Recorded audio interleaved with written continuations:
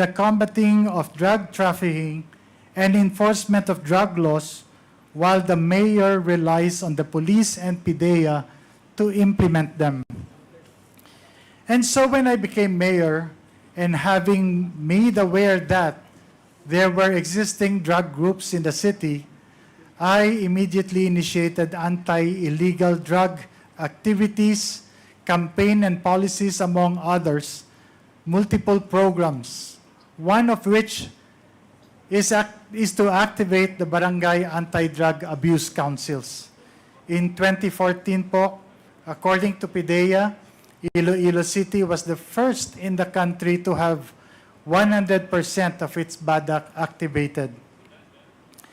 In the 6 years that I have been mayor of Iloilo City consistently received national recognitions from PIDEA and the PNP in the years 2014, 2015, 2016, and even in 2017 for the comprehensive programs including rehab, logistical support to the PNP and PIDEA in their drive against illegal drugs.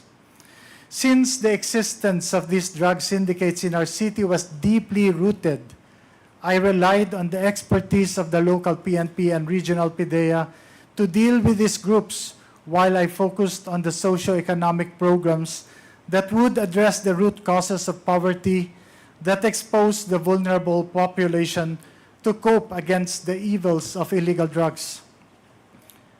But all of these efforts were ignored by the Duterte administration. Kung matatandaan po ninyo, nagsimula ang lahat ng ito nung bigla na lamang na isama ang mga pangalan sa PRRD narco-list ng Administrasyong Duterte. Isang listahan naglalaman ng mga pangalan ng mga kilalang public official na di umano ay sangkot sa illegal na droga, mga paratang na walang basihan, at kahit kailan ay hindi naman napatunayan. As a matter of fact, until today, there are no drug-related cases that have been filed, especially in the legal courts, against me and my person. Pero kung inyong titingnang maigi, isinama ang pangalan ng kalaban sa politika sa isang validated list ng mga drug personalities sa kasunod na PRRD list. Sa kabila ng mga questionableng impormasyon, walang validation o confirmation man lang na ginawa kahit na anumang ahensya ng gobyerno sa Malacanang initiated list. Itong PRRD list di umano ay naging hit list. Sa isang public forum ng PIDEA noong 2018, mismo ang Regional Adjudication Committee o tinatawag na RAC ay nagsabi na wala yung pangalan ko sa kanilang listahan. While in the Iloilo City Anti-Drug Abuse Council meeting, then PIDEA 6 Regional Director Hil Pabilona and Iloilo City Police Director Colonel Remus Canieso officially ang nagpatotoo na wala rin ang pangalan ko sa drug list. Ngunit, nanatili ang listahan sa kanilang mga record. Hanggang ngayon, lahat ng mga paratang at akusasyong ibinabato sa akin ay patuloy na sumisira sa aking reputasyon at pati na rin ang reputasyon ng minamahal kong Iloilo. Dahil sa seryosong banta sa aking buhay, napilitan po ako na hindi bumalik from an international speaking engagement in Japan at lisanin ng aking pamilya ang bayang buong pagsisikap naming itinaguyod ng may dangal. PRRD even assigned Lieutenant Colonel Espenido to Iloilo and announced with a threat, mabubuhi pa kaya siya? Ibig sabihin, in Tagalog, mabubuhay pa kaya siya? Referring to me. Pinalad po ako na meron akong speaking engagement sa isang international conference sa Japan, kaya nakaalis ako ng bansa. Paulit-ulit ang pagbabanta ni Presidente Duterte sa media, harap-harapang sinasabi, papatay daw ako. So when government killed him, we started to dig and we found the bones of the policeman still in their uniform. And so we had to take him out. I said, go and take him out. The mayor of Iloilo City, I identified him. This is broadcast nationwide. I said, you're next. You're next. Sana ang mayor ninyo dito? Sana yung pinagitan mo, mayor. Saan ba si mayor? Hanapin ko sa kanila, balik ka dito. Patayin talaga kita. Julius Ronald Pacificador, Amtek Antike, Jed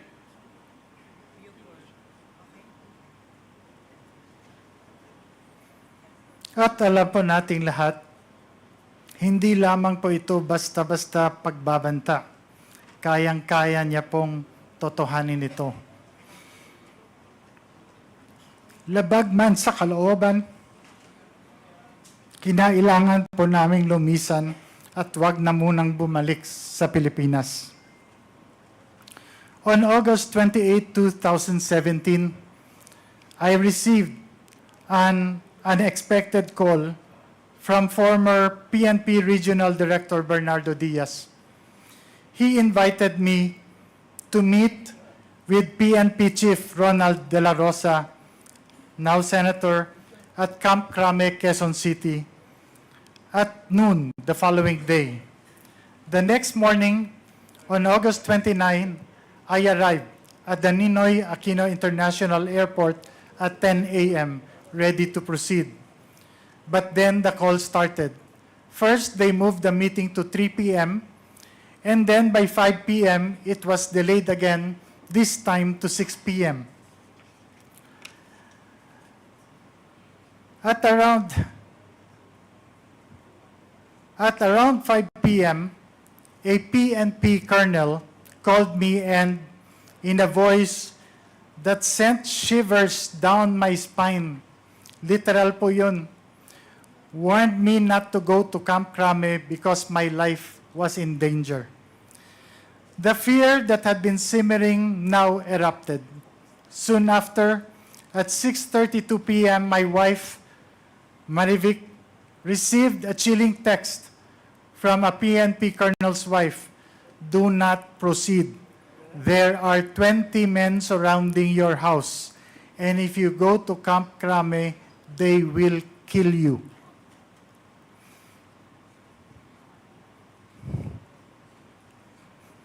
The terror was paralyzing. I couldn't believe it. My life and my family's life was hanging by a thread. The next day, on August 30, I took the first flight out to Japan, not knowing if I would ever return. Upon arrival, I received a message from General Diaz to call a number. Using a public payphone, I made the call and spoke to General Bato, who expressed his sympathy. He was talking to me in Bisaya. He told me he knew I was innocent, that I wasn't involved in illegal drugs, and he promised to help me. His words brought a brief moment of hope. I told him I would finish my work abroad and return to meet him, but he urged me to be careful, repeating his pledge to help. Just after that call, my Philippine cell phone rang. This time, it was another general. His voice was grim. Mayor, do not return. Your life is in danger. The accusations against you are all fabricated. But if you go to Crame, you'll be forced to point fingers to an opposition senator and a former presidential candidate as drug lords. The weight of the conspiracy against me was unbearable. This general couldn't live with the guilt of seeing me killed, he said, and warned me to destroy my Philippine SIM card and phone immediately, and told me because my phone is going to be wiretapped. My hands trembled as I realized how close death had come. I knew then that I was no longer just a target. I was in a battle for my life. Dumiretso po kami sa US at nag-apply ng political asylum. Mapalad po kami na pinagkalooban kami ng US ng political asylum. It took 15 months for them to investigate and see the validity of us not being involved in illegal drugs, and all these accusations are all false. Ito ay isang patunay na walang nakitang kadahilanan na ibinigyan kami ng political asylum in March 2019. Masakit at malungkot, ngunit napilitan akong lumisan mula sa aking sinumpaan tungkulin sa aking pamilya at sa kababayan kong Ilonggo, na sinumpaan kong pagsilbihan, hindi dahil sa nagkasala ako, kundi dahil nanganganib na po ang aming buhay. I come before you today not merely to recount my sufferings, but to highlight a critical flaw in our system, one that allows law enforcement agencies to be weaponized for political purposes. That illegal drug trade stems from the ills of our society, from poverty to corruption of government institutions, including our law enforcement agencies. By using state institutions to carry out personal vendettas or silence perceived enemies, undermine the foundation of justice and democracy in our country. Sideline. No individual should be allowed to wield such unchecked authority regardless of their position or power. Ang karanasan at ng iba pang mga katulad kong biktima, lalong-lalo na ang mga mayors na pinagbintangan, ay ang nagmulat sa amin sa mga pagkukulang at kakulangan ng ating law enforcement agencies. Kailangan mapatibay pa ang mga institusyon ito upang hindi basta-basta magamit o maimpluwensya ng politika. Masigurong makakapagsilbi ng may integridad, walang kinikilingan at may respeto sa batas. Ang panawagan po namin sa inyo, manguna po ang hustisya at magkaroon ng reforma sa ating sistema, partikular sa pamamalakad ng ating law enforcement agencies. Accusations must be duly validated and authenticated first before any public announcement to avoid shaming and destroying the honor, reputation, and good image of hardworking and innocent persons. Higit sa lahat, panagutin ang mga umaabuso sa kapangyarihan. Sana ang nadanasan naming paghihirap na durog, persecution, trauma, at saka walang-wala ay hindi po mararanasan ng iba.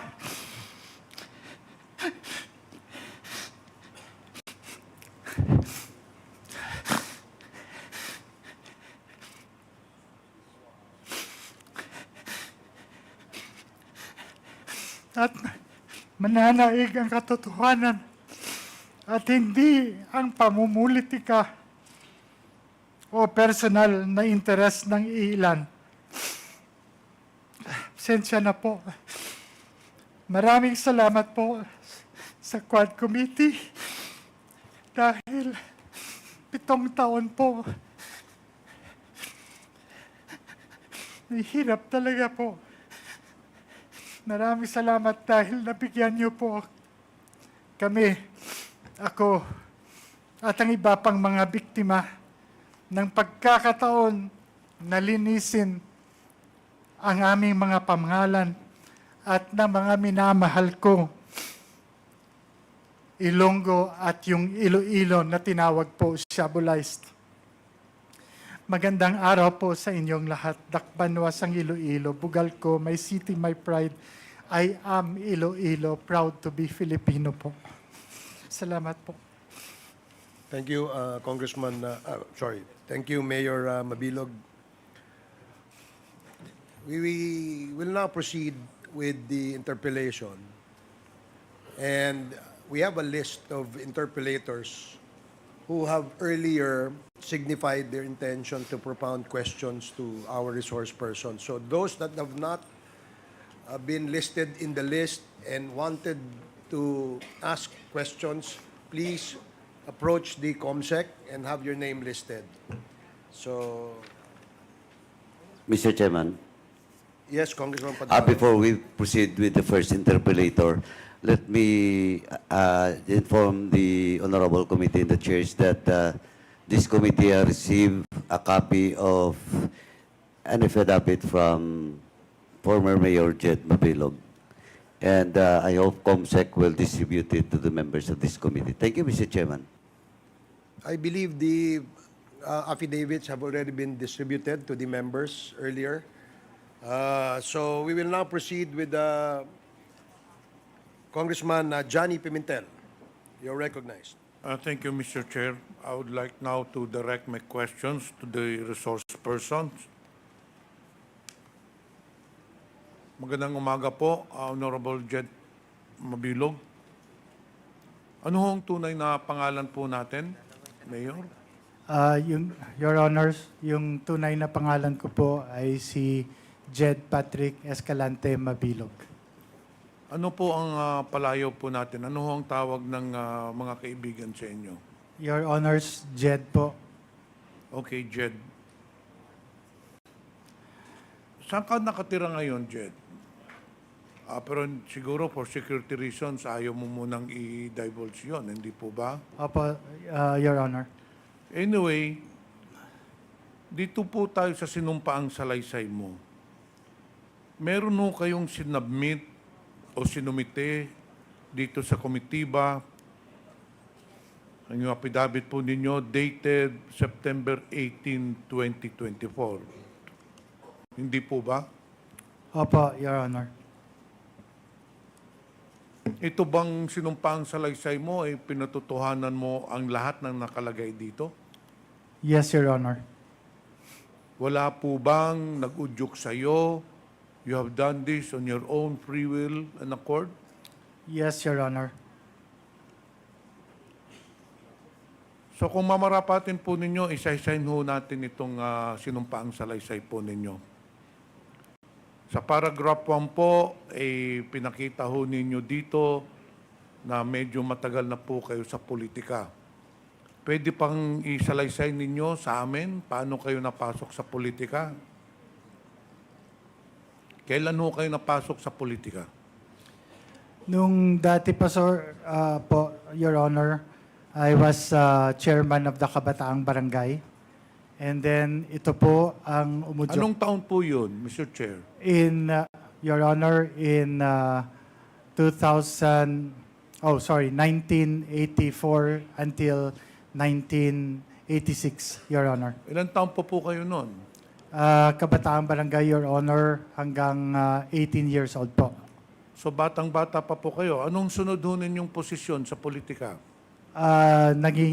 Your Honor, I was city councilor in the year 2004. Ano din pong sumunod? Your Honor, in 2007, I became the vice mayor of the city of Iloilo.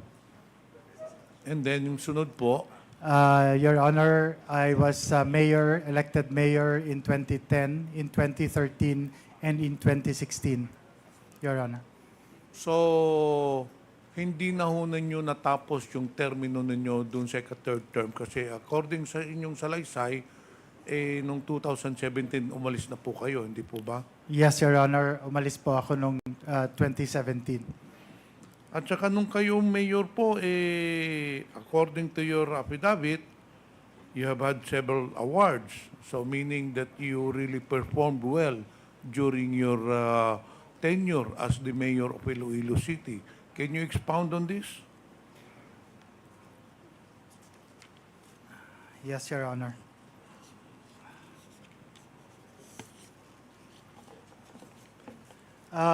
Your Honor,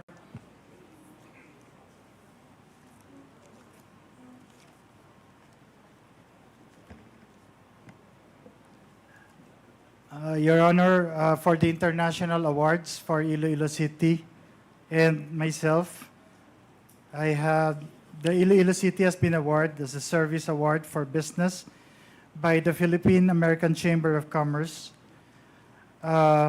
Iloilo City was also a nominee for the Lee Kuan Yew World City Prize. We were Livable Cities Champion in 2015 by the Asian Development Bank. I was chosen as one of the top 5 world mayors in 2014 by the City Mayors Foundation. The city was also awarded for bringing Dinagyang Festival to New York. Iloilo City was also given the Gold Award for the Iloilo River Development Project by the 2010 International Livable Communities in Chicago, USA. Iloilo City has the Silver Award for Iloilo River Development Initiatives, Silver Award for the Iloilo Dinagyang Festival in the 2011 Livcom Awards, a second in the Thies River Prize Awards in Brisbane, Australia, and was shortlisted as top 77 in the 2012 New 7 Wonder Cities of the World. Those are the international awards, Your Honor. For the national awards, we have 33 awards, national awards, and among which are the being recognized by PIDEA for our illegal drugs, illegal drugs campaign, Your Honor, for the years 2014, 2015, 2016, and 2017, Your Honor.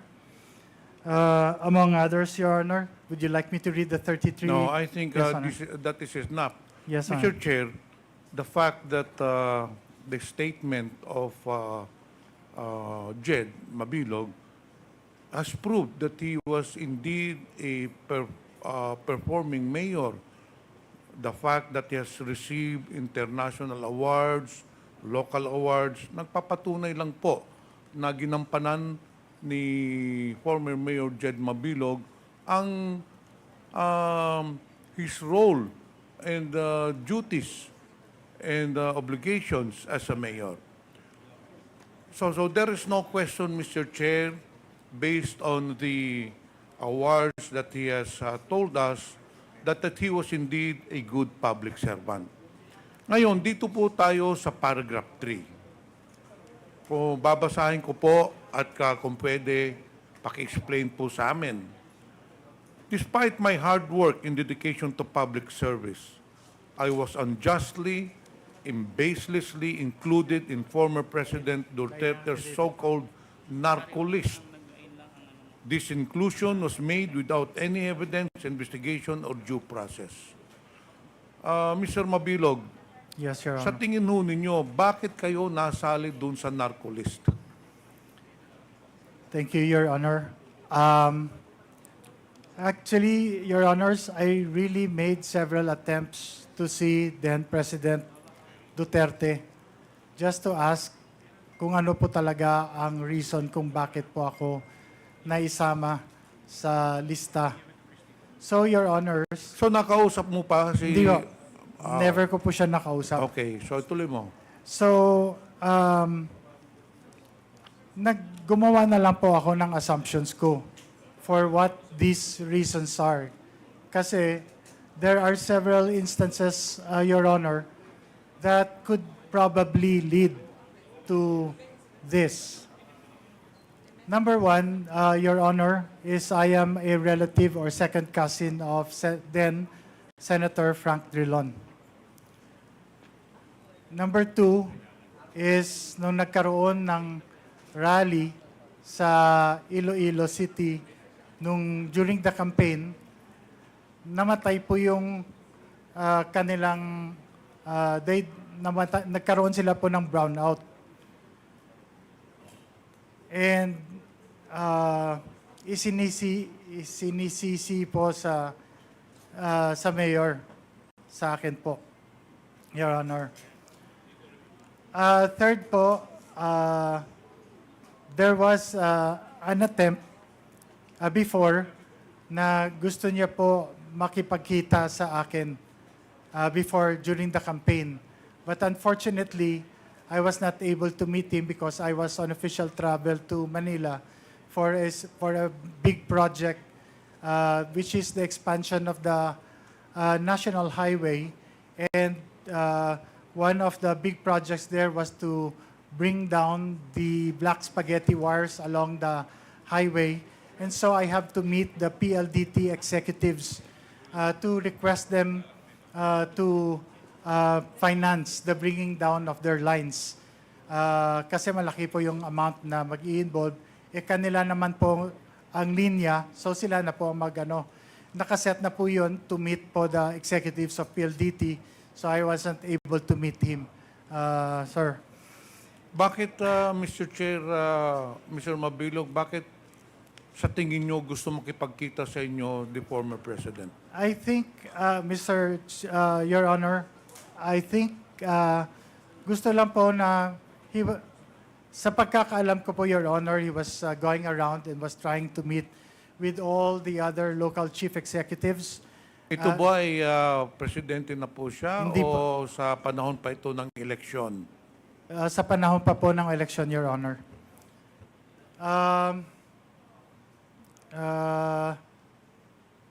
Yung isa pa po, Your Honor, is that Iloilo City, hindi pa po siya presidente, Your Honor, Iloilo City was always compared to Davao City. I have here po all the newspaper articles with me that would show that even Solita Monsod compared myself to then Mayor Rodrigo Duterte. So palagi po kino-compare kami po. So again, these are only my assumptions and presumptions, Your Honor, because I never had I never really knew what was the main reason. So in kung short, bakit ganun po. Mr. Chair, in short, Jed, you're trying to say to this committee that the reason why your name was included in the narco-list of the former administration is that it is because purely of politics. Dahil po ba kayo ay hindi sumuporta noong 2016? Yung po ba ang sinasabi ninyo dito sa komitiba na sa tingin ninyo, sa opinion mo, kaya ikaw bineltahan, ikaw ang binilikan, nilagay ka sa narco-list dahil hindi ka sumuporta during the 2016 presidential elections. Ganun po ba? Yes, Your Honor. Kasi ang resulta po, Your Honor, ng elections na yon, President Rodrigo Duterte got only po 13.7% in the total number of votes in Iloilo City, which is his lowest percentage votes Sino po all bang over the nanalong country. presidential candidate doon sa Iloilo at that time? Your Honor, si Manuel Rojas po. Okay, dito po tayo sa paragraph number 4. So, nung nalaman mo, Mr. Mabilog, Mr. Chair, na ikaw kasama sa narco-list, ano hong ginawa ninyo? Did you try to reach out to the police authorities to clear your name? Or did you ask some of your friends? Dahil ikaw ay isang mayor, natural, may mga kakilala ka dun sa regional police office. Meron kang kilalang mga police dun sa provincial police office. Hindi ka ba nagtanong-tanong bakit nasali yung pangalan mo dun sa narco-list? Ano hong ginawa ninyo nung nalaman ninyong kayo ay kasama sa narco-list? Your Honor, una po ay meron pong instructions from the Chief of Police to surrender all firearms. And then the next thing... Sandali, Mr. Chair. Sorry, Your Honor. Sinasabi mo ngayon na pinuntahan ka ng Chief of Police para isurrender ang mga firearms mo.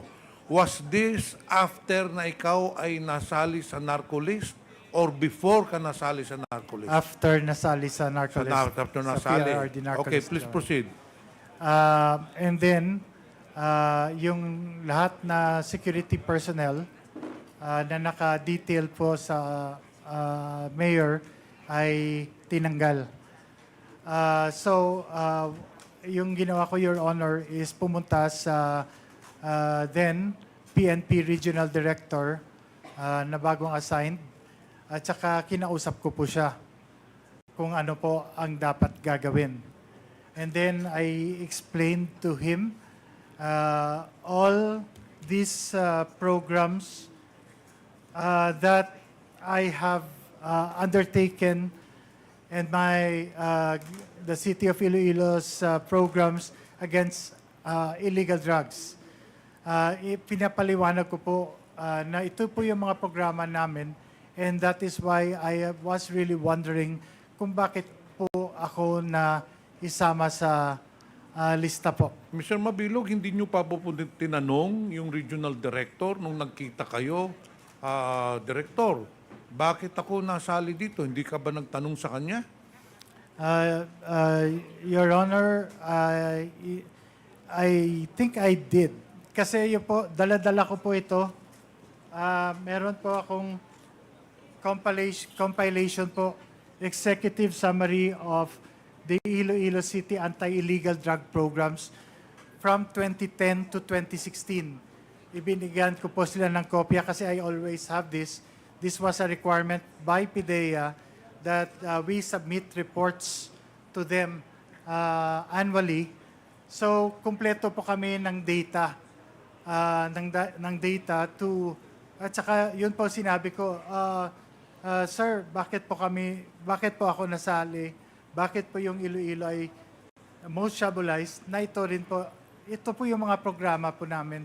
So anong sagot niya sa iyo, Mr. Chair? Anong sagot sa iyo? Nung tinanong mo siya, bakit nasali ako sa narco-list when in fact, I am the one heading the anti-illegal drug campaign in Iloilo. So anong sagot ng regional director? Your Honor, yung sagot niya po, yung nanggaling sa taas, yung lista, yung in-announce ng Presidente, wala pa pong lista nun, sir, na, Your Honor, na... So in short, ibinaba. Mr. Chair, yung binabasihan lang ng regional director, doon sa listahan na sinabi ng former President, doon lang po niya nakuha yung pangalan ninyo without any validation. Ganun po ba? Yes, Your Honor. Dito po sa paragraph 6, Kindly wrap up, Congressman Pimentel. mahaba pa sana ito. Mr. Chair, can I have another 3 minutes na lang? Dito po sa... Dito na lang po tayo sa paragraph 7. Since the announcement of my inclusion in this list, I was subjected to repeated threats to my life. Former President Duterte publicly singled me out numerous times. Kailan ho nangyari ito? Yung pinakita ho ninyo? Yes, Your Honor. Meron ka pang binagit dito na during in one forum, ito ba ay pinatotohanan mo? doon sa isang event na sinabi niya, the mayor of Iloilo City, I identified him. Ito po ay sa sinumpaang salaysay ninyo on October 25, 2017 during the commemorative session and concert program of the ASEAN Law Association. Tama po ba to? Sinabi po ni former President, the mayor of Iloilo City, I identified him. This was broadcasted. I said, you are next. You're next. Totoo po ba ito? Yes, Your Honor, as have been shown in the video earlier po. So, for several times, nung nandito ka pa sa Pilipinas, you have been threatened by the President, napapatayin ka, you're included in the narco-list, and you deny this. Yes, Your Honor. I did deny it, Your Honor.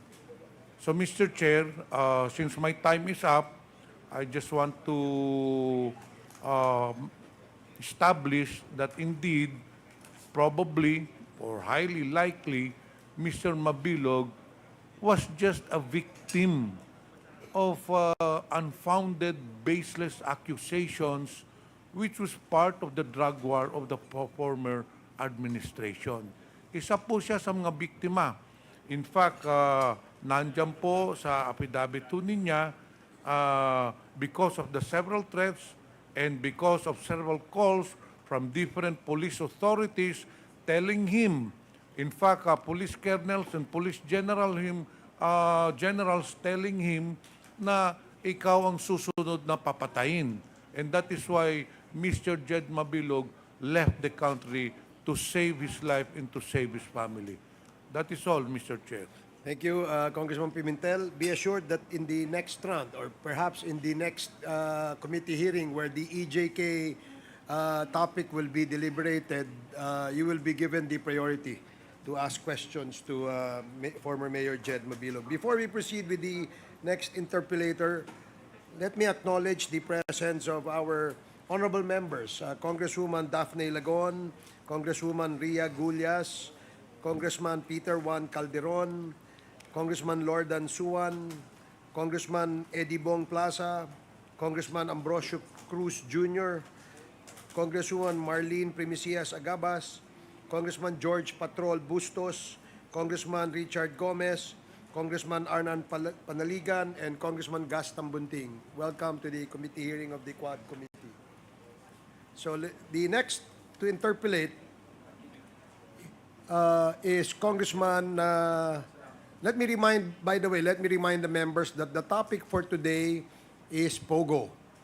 We just allowed former Mayor Jed Mabilog to issue a statement which was granted upon the request of Congressman Paduano. But we will proceed with the POGO issue later on. So to give our members the opportunity to ask questions, the next in the list is Congressman Benny Abante, the chair of the Committee on Human Rights. You are recognized. Thank you, Mr. Chair. Magandang umaga po, Honorable Jed. Good morning, Your Honor. We should have invited you in our hearing in the Committee on Human Rights a long time ago. But palagay ko wala pa po kayo rito at that time. Yes, Your Honor. But let me ask a very important question to you, Mayor. Are you a religious man? Yes, Your Honor. How religious are you? I go to church every day, Your Honor. I regularly do the things that need to be done by a Christian I follow what our Lord, Your Honor, So you tells us believe? to do. So you believe in God, Mayor? Yes, Your Honor. I believe in Okay. God. Now, you know what the Bible says: "Justice is mine, saith the Lord. I will repay." Do you believe that? Yes, Your Honor. And I would even think that this Quad Committee can be used of God to exact justice to those that are guilty. Am I right? Yes, Your Honor. Now, you said in your speech today that you were included in the Malacanang initiated list. Am I right? Yes, Your Honor. So what do you mean initiated list? Your Honor, I received valid information that in 3 lists, my name did not appear there, Your Honor, and my name only appeared when it came from Malacanang, that PRRD list. I consider, Your Honor, as the Malacanang list. It means in the first 3 lists, your name was not included. Yes, Your Honor. Therefore, when you speak of the Malacanang initiated list, it means that your name is just placed in that list without even investigating if you are ever guilty of that. Yes, Your Honor. As a matter of fact, as what I've said earlier, that till today, I don't have any drug-related case that has been filed to me in any court or any office for that matter, Your Honor. Okay, so Mayor, do you believe that it was the former president that actually put you in that initiated list that you're talking about? Yes, Your Honor. I believe that, Your Honor. Where the former president has an axe against you, or perhaps that your name was only given to him to be put on the Malacanang initiated list? Your Honor, I cannot say or things in behalf of the former president, but I could only assume that yes, it could have happened, Your Honor, that it could have been politics that has made the former president put my name in that Malacanang initiated list, Your Honor. Mr. Chair, I'm very much interested. You said that this is politically motivated. Am I right? Yes, Your Honor. Therefore, there should be one in Iloilo that actually advised the president to put you in the Malacanang initiated list. Am I right? Could be, Your Honor. Would you tell us the name of that person that put you in that list? Your Honor, in politics, there's always a political opposition, and I cannot mention any name, Your Honor, because I might not be sure if that is the name of the person. But if ever it came locally, definitely it came from those who ran against me and lost, Your Honor, or those who were against me politically. Those who run against you, but that were actually the people that are actually close to the former president. Am I right? I am not sure, Your Honor, if they have a personal relationship with the former president, so I cannot assume, Your Honor. You made a statement in your affidavit, and that's number 6, where you said, in a public forum held on August 8, 2017, PIDEA Regional Director Gil Pabilona and Iloilo City Police Director Senior Superintendent Remus Cañeso declared that my name was not on their drug list. What do you mean by that? In that particular public forum, Your Honor, was the Iloilo City Anti-Drug Abuse Council, where the regional director of PIDEA sits as co-chair, as well as the Iloilo City Police Chief PNP also sits as a member or a co-chair. And they were asked by, as far as I can remember, Your Honor, they were asked during the open forum if my name was in the list, Your Honor. And they said, Your Honor, that Your Honor, if I would say, Attorney Pabilona, by chance is here with PIDEA. And he said, Your Honor, that my name was not on their list, official list, but there's a different list, PRRD list. And So, he cannot do anything about it. So therefore, you would like to tell this committee that the lists that were shown to you were the first list that your name was not included. But then, as you have said, there is another list where your name is included.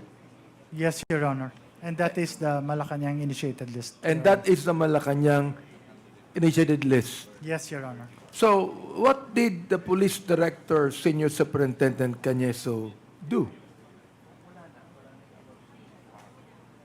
He, the then city, they were under orders. Oh, sorry, Your Honor.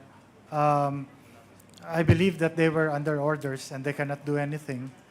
Because as a matter of fact, by chance, Your Honor, the regional director, then regional director, General Gentiles, he gave Iloilo City and myself an award for the 2017 anti-drug illegal campaign. Immediately after, Your Honor, he was relieved.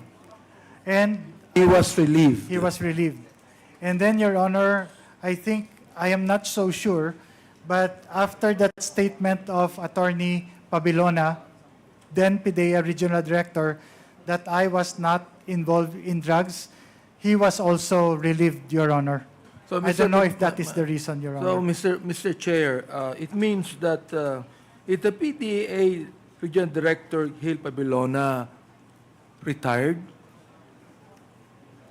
He was relieved, Your Honor. he was relieved. He was relieved. He did not retire. I'm sorry, Your Honor. It might the term might be wrong, but what I know that he was reassigned elsewhere.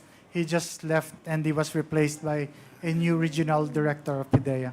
How about Police Director Cañeso? Is he retired?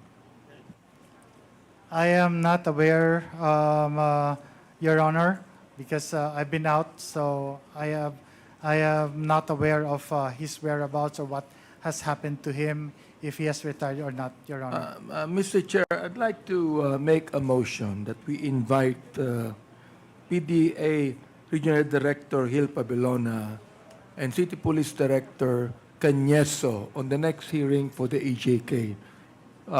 So I move, Mr. Chair. Mr. Chairman. Yeah, Consec, you are directed to invite the personalities mentioned by Congressman Abante in the next hearing of the EJK. Yes, Congressman Paduano? Mr. Chairman, just for the information of Co-Chair Abante and this honorable committee, Police Colonel, or now General Cañeso, already retired. He's a class 89 of the PNPA. Retired na siya. Yeah, retired na po. Kasi kababayan ko po, si So, but General we can still call him, di ba? And I think Attorney Pabilona was also retired. No, early retirement po. Thank you. Thank you for that. Mr. Chairman, Yes, Congressman Pumara. you mentioned a while ago that we will be focusing our main agenda, which is POGO. But upon the request of the Chairman Paduano, we allowed Mayor Mabilog to make his statement. Now, my main question is here is how many more of our colleagues that will be asking questions for Mayor Mabilog? Well, based on the list that we still have 1, 2, 3, 3 more. Okay, so then after that, we can go to our main... That is correct, yeah. okay, thank you. Thank you, Congressman Pumare. May I continue, Please Mr. proceed. Chair? Okay, so ito po, ano, you also said that is Director Lasso here with us of the PIDEA? He is present. Director Lasso, DG Director Lasso. Lasso, you with us, please.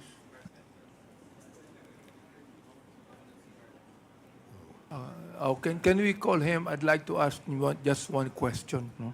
Anyway, you said in your statement here, number 11, that on August 28, you received an unexpected call from former PNP Regional Director Bernardo Diaz. And this Director Bernardo Diaz invited you so you could be able to meet with the then PNP Chief Ronald De La Rosa. Am I right? For what reason? Yes, Your Honor. The reason, Your Honor, was the information that I got was the then PNP chief was willing to help me clear my name, Your Honor. So it means that the PNP Chief Ronald De La Rosa believed that you are innocent?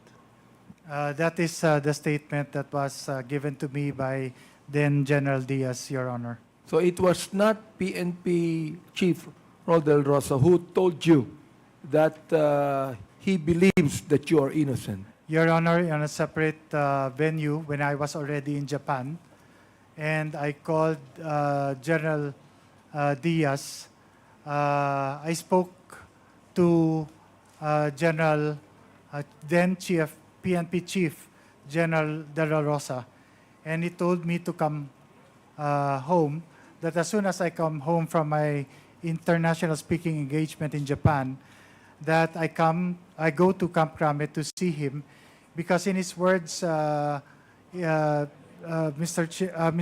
Honor, he said, if I can say it in his words, quote unquote, Mayor, naawa na ako sa'yo. Tutulungan kita. Inosente ka. That was the statement. Yes, Your Honor.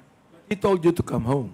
But he told me to come home. And Yes, then Your Honor. there is another general, Bata, who expressed sympathy to you, and he told you to don't come home. Your Honor, yes, that is true, Your Honor. Immediately after that call with General Bato and General Diaz, I got a call on my Philippine cell and phone, and this was the general who introduced himself, and then he said, I'm just going to talk to you short lang, and then he told me not to come home, Your Honor. Yeah, he told you, his voice was grim and said, do not return.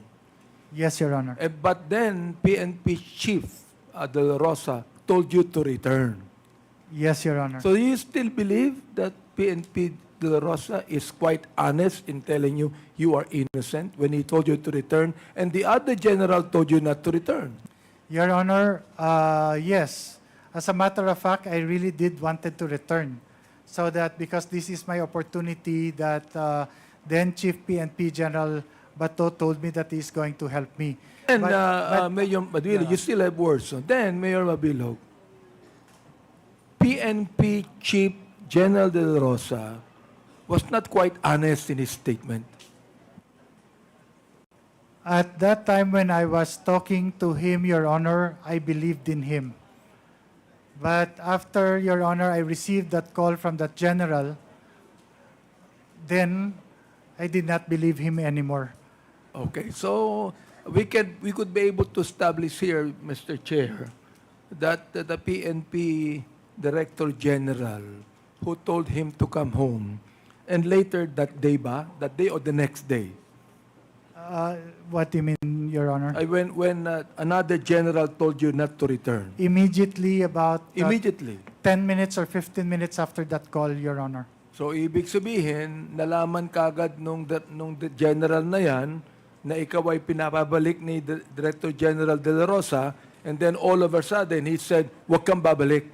Yes, Your Honor. Ibig sabihin yan, Mr. Chair, that totoo lang, naiisipin mo napalagay mo itong si PNP Director General de la Rosa, hindi honest sa kanyang sinabi. I did not believe him, Your Honor, after that call of the other generals. So you did not believe him anymore. Yes, Your Honor. Who is that general? Can you tell us who the general is?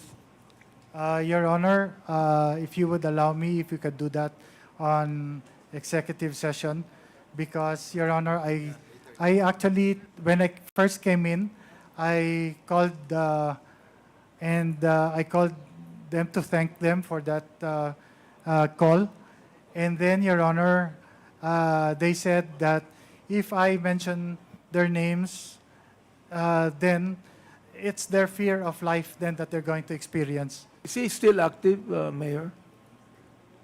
No more, Your Honor. I would like to move, Mr. Chair, that we have an executive session with him later. At the appropriate time, later na. I guess we will consider an executive session in order to get that vital information that former Mayor Jed Mabilog would want to share with the committee. And perhaps he still have some names to reveal to us. Mr. Chair, what we're trying to do here is really investigate the very people that should really be investigated on this, because we're trying to craft legislation so that these killings would not in any way be done anymore in our country. Di ba? Mr. Chairman, so, perhaps, Mr. If I Chair, may, okay. yes, Mr. Chairman, if in the spirit of time, no, if the good former mayor of Iloilo will allow it, maybe, Mr. Chairman, baka hindi na natin masyado ma-accommodate yung executive session to put that name in a piece of paper and submit to this Quadcom. Yes, Your Honor. In confidence naman po, Yes, Your Honor. we will be holding it in confidence. I can do that, Thank Your you, Honor. Thank you very much, Mr. Your Chair. Honor. Okay, Mr. thank Chair, you, Congressman Dan Fernandez. siguro Congressman mga Abante, two you have 30 questions na lang. seconds left. Okay. Itong sabi ni former President Duterte, no? Ang sabi niya, saan na yung pinalatan mo, Mayor? Yun ba yung statement niyo, no? Saan ba si Mayor? Hanapin ko sila, magbalik ka dito. Nagmura, patayin talaga kita. Ibig sabihin talagang itong ating former President, merong galit sa'yo. Totoo po ba yan? Yun, sir, ang lumalabas, sir, dahil I'm wondering kung bakit Talaga. ng former president ay talagang merong matinding galit sa iyo on that. Now let me ask you, Mayor, no? Why don't you file a case against him? Your Honor, first and foremost, as a Christian po, I have forgiven him already. Yes, the thing is, yes. And, Your Honor, I will discuss that with my lawyers, because I am made to believe that if a person is a president then he is immune to cases. So I don't know, Your Honor. He is now a private citizen, Mr. Mabilog. And the thing is this, I do believe you that as a Christian we ought to forgive. Yes, Honor. Yet I still believe that we have laws in this land so that any crime committed should be paid for. Yes, And Your that is what the law says. Yes, Last Your 10 Honor. seconds, Congressman Abante. So, therefore, Mr. Chair, I would like to just resolve this issue now, and I hope that Mayor Mabilog would be convinced in his own heart to file charges against those people that he believed would be because, Mr. Chair, more than 7 years he left the country, and he was emotionally disturbed and very much depressed, Mr. Chair. So I would like to suggest that he should file a case against the former president, being a private citizen now. Thank you, Mr. Chair, for that. Thank you, Congressman Abante. The next to interpolate is Congressman Paduano. You are recognized. Thank you, Chairman. I thought it was Chairman Nakap. But anyway, Mr. Chairman, just to go back to some clarity lang po with regards to the statement or the affidavit But being made. before that, let me acknowledge the presence of Congressman Edward Maceda. Welcome to the committee hearing, and Congressman Ernix Junicio. Thank you, Mr. Chairman. Mr. Chairman, in the Duterte's list during the previous hearing, it was already confirmed and established by retired Colonel Espinido. Now, when I asked Colonel Espinido about what happens in Bacolod City, in my home city, in which one of our councilor was ambushed, no? And after a few months, dahil dun sa recommendation ni Espinido, it was, the name of that councilor was delisted. Now, question of the Duterte's list. Ito lang po, para malinaw, it's either na totoo po ba yung Duterte's list, validated ba yung lahat nandun, dumaan ba sa vetting? Let me ask DG Lasso, with regards to the case of Mayor Jed Mabilog. DG Lasso, do you confirm that indeed in the PDL list as claimed by Mayor Jed Mabilog, wala po ang pangalan niya sa PDL list? Yes, Mr. Chairman. But do you confirm that the name of former Mayor Jed Mabilog was in the list of Duterte's list? Yes, Mr. Chairman. Initially, it was not in the list, but later on, the list was his name was included. Okay, for the record, timeline tayo. When you say initially it was not in the list, anong taon yon? Mr. Chairman, Your Honor, can I respectfully request our Director for Intelligence Service to explain? Because there is a little bit of a process that was involved, and he can explain, and you will understand how the Duterte list came about, Your Honor. In Very brief short, lang po, in brief. four slides. Yes, Your Honor. Pero we'll just focus on the case of Mayor Mabilog. Yes, Your Honor. It will be confined on the Mabilog case, Your Honor. Okay. So, will the chair allows Chairman Barbers, will the chair allow? Yes, that is allowed, Your Honor. Thank you, Mr. Chairman.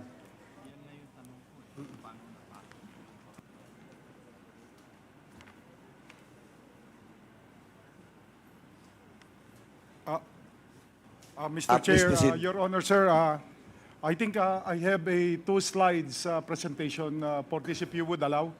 Gaano katagal yan? Baka matagal, 2 ubusin yung slides. time ko. That is already the slide, sir. So I will, actually, sir, I can go directly to the August 7. And on August 7, 2016, this is the same presentation that was earlier shown by Mayor Mabilog, and it can be played, please.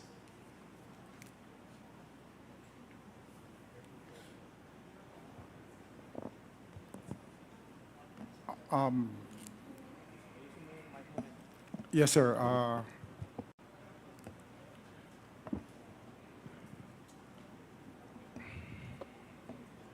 Julius Ronald Pacificador, Hamtek ang Tike, Jed Mabilog, I think is the mayor, Iloilo City, Igfredo Salangotin Beta, Carles Iloilo, Marciano Malones, Okay. Maasin Iloilo. Sir, this is the first time that the President mentioned the name of Mayor Mabilog, sir. And this was August 7, 2016. If related to the list, sir, the first...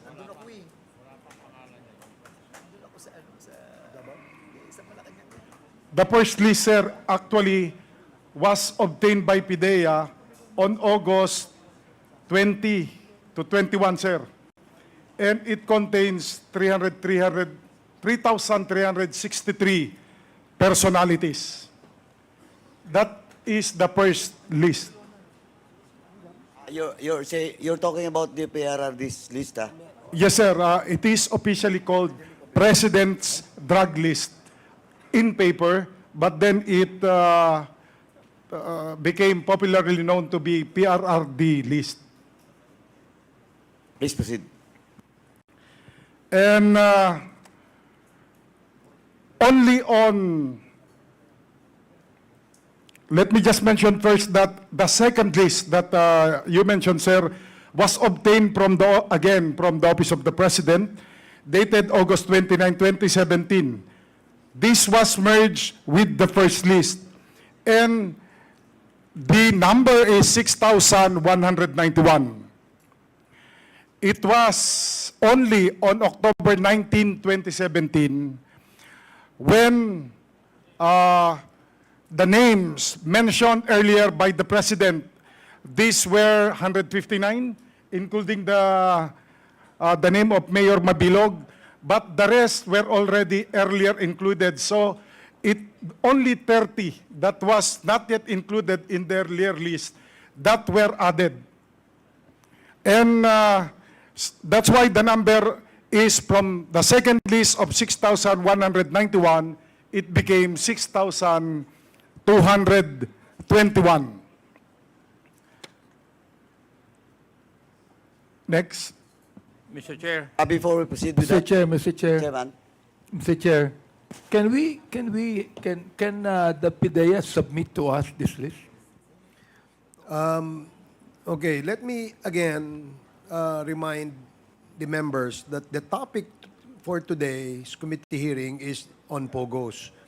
And if you would like to discuss and deliberate issues pertaining to drugs and EJK, then we will have to schedule it for the next committee hearing. However, we only allowed PIDEA and former Mayor Jed Mabilog to discuss only for... ano ba yung in the US, when you applied for asylum, political asylum ba yun? Yes, Your Honor. So you were granted after 15 months, Your Honor. 15 months. That was when?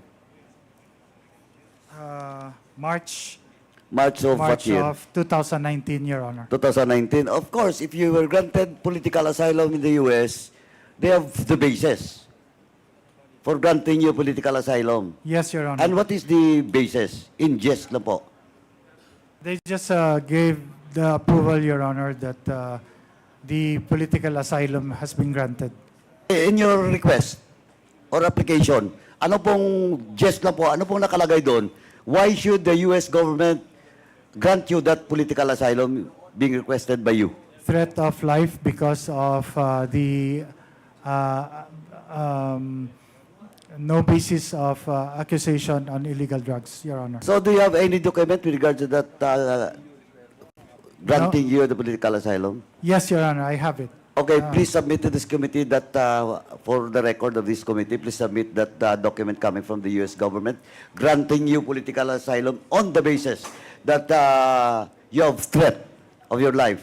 Yes, Your And Honor. political in the sense, dahil political yung basis on that threat to your life. Yes, Your Honor. Actually, Your Honor, I think it's attached in the affidavit. Thank you, Mayor. For now, Thank Mr. you, Your Chairman, that's all for now. Thank you. Thank you.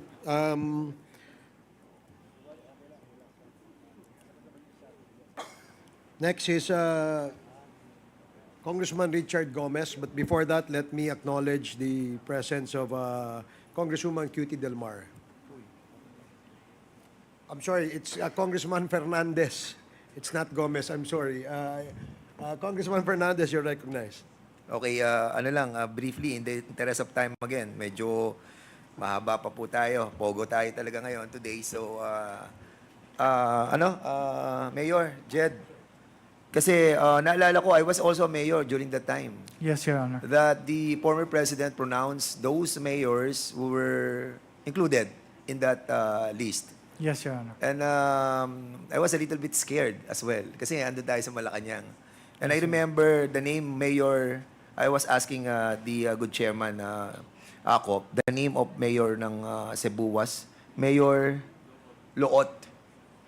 Yes, Your Honor. And were your name mentioned in that meeting in the Malacanang during that time? No, Honor, Your Honor. Wala ka po. Pero do you remember the time that you were called in ano po sa PNP? Wherein there were a lot of mayors as well? Yes, Your Honor. Kasi I saw you in the video during that time. Yes, Your Honor. Can you recall those names of those mayors? I'm sorry, Your Honor. Like sila Mayor Cesar Perez ng Los Baños, Laguna. I cannot, I'm sorry, Your Honor, but hindi ko po masyado, I cannot remember the Pero names, medyo Your Honor. marami kayo na. There were a lot of mayors, Your Honor. Most likely mga ilang Lahat, po. Your Honors, ipinatawag at saka pumunta doon because Okay. that was the order, Your Honor, that the following day we have to report to Camp Crame, and then we were subject to investigation by a case officer, Your Honor. Oo, Pidea, tanongin ko lang Pidea, briefly lang, ano, kasi gusto ko lang maliwanagan to kasi dating mayor to ng Los Baños, Laguna, si Cesar Perez. Was he included in the first list of that drug list that was released? If you can give me 3 minutes, Your Honor, we can Sige, check I'll it come back immediately. with you. No? Yes, Your Just please educate me on that matter. Mayor, you were saying a while ago that the reason why you being included in that list of the narco was because of politics. Yes, I believe, Your Honor. But me also, I was a Marojas sympathizer. I voted for Marojas. But I was not included in the narco list. Probably, Your Honor, I would say that because the then Senator Frank Dela is my second cousin. And number two is the former president got the lowest percentage votes all over the country in Iloilo. So I really couldn't prove this, Your Honor, but I just think that that is the reason, Your Honor. In other words, you cannot think of any other reason to justify why you were included in that narco list. Yes, Your Honor. Okay. Meron pa ako isang tanong lastly, no? Yung pong tinatawag po nating moment that a certain a general called you, no? Yes, Your Honor. 10 minutes lang po yun di ba? Na magkasama. About 10-15, yes, Your Yes. Honor. Are you with somebody when they called you in Japan? I was by myself, Your Honor, You- because I was on my way to the international conference. Oh, and you believe also that General Bato, who called you 10 minutes before, he was with that certain general when he called you. Because- Yes, I would think so, Your Honor. Dahil ganun kabilis yung, Yes, yung, Your Honor. yung information that was given to you. Anyway, siguro kay ano na lang, Pedea, can you kindly give us the list kung kasama yung kasama ba? Mr. Chairman, yes, the name is listed. Right from the very start of the Duterte administration, he was already listed as a high-value target. And also, yung kay Mayor Tony Halili. And also the Mayor of Navarro of Zamboanga. These are the things that we need to clarify. Siguro ganito na lang, bigyan na lang lahat ng listahan kung kasama sila sa first list or pag hindi sila kasama, yung second list. Yes, Mr. Chairman. Okay, with that, Mr. Chairman, I'll be yielding back my time and I'll be asking na lang po in the next issue. Thank you so much. Thank you because you have already consumed your time, Congressman Fernandez. The next to interpolate, that's second to the last, is Congressman Richard Gomez, and then last would be Congressman Acop. Then we proceed with the topic for today, which is Pogo. Congressman Gomez, you're recognized. Thank you, Mr. Chair. Mayor Jed, will it be okay if I ask you some questions? Yes, Your Honor. Thank you. I was also a mayor during the time that you were mayor on your last term. Yes, Your Honor. And there are just some things that I'd like to ask. First, are you convinced that during the year 2016, our country, the Philippines, was already in a narco state? Do I recognize it? Do you think that the country was already in a narco state at that time? Your Honor, I was mayor of the city of Iloilo. What I could speak of, Your Honor, because I don't have the data in the national level. Yes. So all that I have is as far as the city of Iloilo is concerned, Your Honor. With regards to Iloilo, during your term, was Iloilo drug-free or drug-cleared? Your Honor, there were existing drug personalities in the city of Iloilo. But as what I've stated earlier, Your Honor, that as far as being mayor is concerned, the function is for policies and Yes. guidelines, while the enforcement is based on PIDEA and the police and the PNP, Your Honor. And every month, we conduct our anti-drug abuse councils meetings, wherein the PIDEA regional director would report, as well as the Philippine National Police would also submit and do their own presentations on the report. And while Iloilo City recognized, but as I've said, Your Honor, the report of the PIDEA then regional director, Paul Ledesma, said that Iloilo was only number third least affected in the country, Your Honor. So, and since they are in charge of all the data, I believed in him, Your Honor. So, Mayor, will you agree with me if I say that a city can be drug-cleared or drug-free if the mayor wants it to be, together with the help of the PNP? Yes, Your Honor, but again, enforcement and the enforcement, as mandated by law, is done by PIDEA and the PNP. And yes, Your Honor, this representation has, in several meetings, which is in our, in the agenda, in the minutes of the meeting, that I have called the attention of both PIDEA and PNP to address this matter, Your Honor. And again, the reports are that, especially from PIDEA, that Iloilo City was the third least affected. And so, I believed in him, Your Honor. Yes, the PNP is under the supervision of the mayor. Therefore, if we really would like to strongly fight drugs, a mayor can do so, correct? Yes, Your Honor. As a matter of fact, during my time, Your Honor, as mayor, I gave everything that both the PNP and PIDEA asked for in terms of logistics, including support in their using the intel funds of that is allocated from the local government, that is with the local government, Your Honor. In spite of all the things that we do as mayors, Mayor Jed, what do you think is really the problem why drugs has continued to proliferate inside a city? As what I've said earlier, Your Honor, it's the system that has not been established. Your Honor, if I may say, in the local government code, the minimum requirement of a local chief executive is only 20 years old. You can already be elected as mayor, Your Honor. Municipal mayor, yes. Municipal mayor, and there are about 1,000 mayors all over the country. Your Honor, when I sat as mayor, the DILG has made seminars, guidelines on what to do on good governance. But never have I attended, Your Honor, anything about illegal drugs from the law enforcement agencies, meaning from PIDEA or from PNP.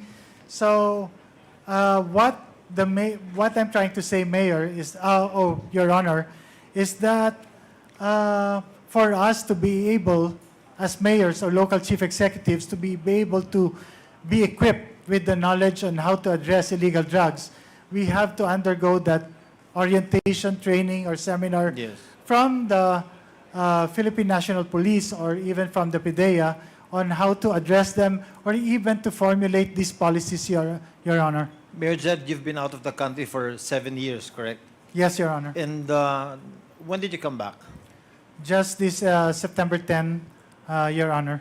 Oh, because I wanted to ask if you'll be able to compare the situation in 2016 and right after you came back in the country, if there's a big difference or if there is a difference with regards to the problem of drugs, let's say in your city.